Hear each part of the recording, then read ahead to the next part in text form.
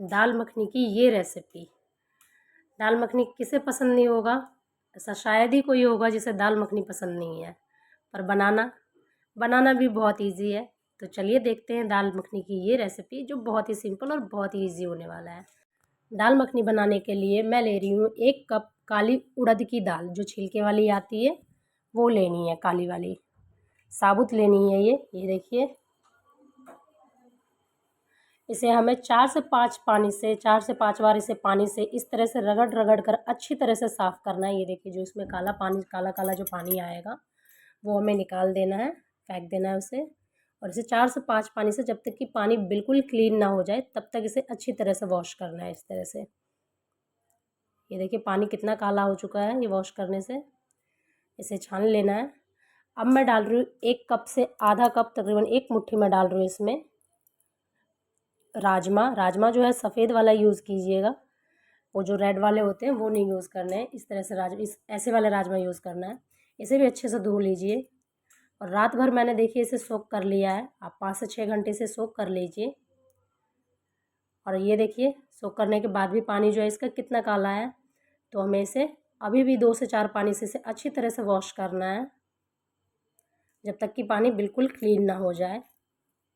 ये देखिए पानी कितना काला है इसका। तो हम इसे मैंने वॉश कर लिया है 4 से 5 पानी से। अब इस एक कुकर में डाल लेते हैं राजमा और उड़द की दाल को। इसमें मैं डाल रही हूँ 2 गिलास पानी। आपको पानी का लेवल जो है थोड़ा सा उड़द से ज़्यादा रखना है, आपको तकरीबन हाफ फिंगर ज़्यादा रखना है। तो 2 गिलास मैंने पानी डाल लिया है इसमें। अब मैं डाल रही हूँ इसमें 4 से 5 डाल रही हूँ लहसुन की कलियाँ। लहसुन की कलियाँ डालने से इसका फ्लेवर काफ़ी अच्छा आएगा। रेस्टोरेंट वगैरह में इसी तरह बनाया जाता है। साथ ही मैंने इसमें ऐड किया 1 टेबलस्पून नमक और 1 टेबलस्पून मैं डाल रही हूँ खाने वाली ऑयल। 1 टेबलस्पून डाल रही हूँ मैं कश्मीरी लाल मिर्च, जिससे कि इसका कलर जो है अच्छा आए। तो मैं वो अभी उबालते टाइम ही डाल देती हूँ इसे। अब कुकर का लिड लगा दीजिए इसमें और 4 से 5 सीटी आप लगा लीजिए इसमें।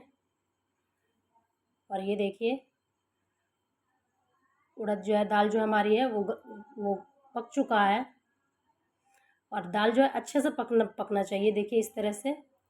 अगर ना पके तो आप इसे दोबारा से सीटी लगा लीजिए, 4 से 5 सीटी। अब इसे हमें कलछी से, देखिए ये बिल्कुल गल चुका है एकदम अच्छे से। अब एक कढ़ाई गरम कर लीजिए। कढ़ाई बहुत ज़्यादा हीट नहीं होना चाहिए, बस नॉर्मल टेम्परेचर पर रहना चाहिए। इसमें डाल रही हूँ मैं एक टेबलस्पून बटर। साथ ही मैं थोड़ा सा ऑयल डाल रही हूँ, जिससे कि बटर जो है वो जले ना। इसके बाद मैं डाल रही हूँ इसमें 1 टेबलस्पून ज़ीरा, एक डाल रही हूँ तेज़पत्ता, एक टुकड़ा डाल रही हूँ मैं दालचीनी का, हाफ इंच का। 2 छोटी इलायची क्रश करके डाल रही हूँ।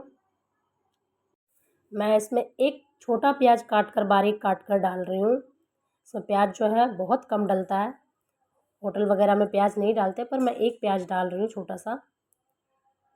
अब इसे कलर चेंज होने तक पका लिया है। इसमें मैं डाल रही हूँ 2 टेबलस्पून में डाल रही हूँ अदरक लहसुन का पेस्ट। अब इसका कच्चापन ख़त्म होने तक हम इसे फ्राई कर लेते हैं। अब इसके बाद मैं डाल रही हूँ लाल मिर्च पाउडर, आधी छोटी चम्मच। और इसे भी हम चला लेते हैं। 1 मिनट तक इसे पका लीजिए चलाते हुए। अब डाल रही हूँ मैं इसमें 4 से 5 टमाटर का प्यूरी। टमाटर को मैंने ताज़े फ्रेश टमाटर को मिक्सी में पीस लिया है, अब वो डाल देते हैं। जो दाल मखनी है उसमें बहुत ज़्यादा जो है मसाले नहीं डलते हैं। अब डाल रही हूँ मैं 1 टेबलस्पून कश्मीरी लाल मिर्च। इसे 2 से 3 मिनट चलाते हुए पका लीजिए। 1 टेबलस्पून डाल रही हूँ हल्दी पाउडर।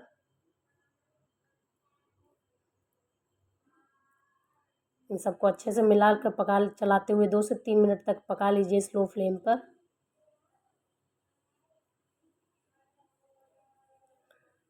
अब इसे हम ढककर पका लेते हैं।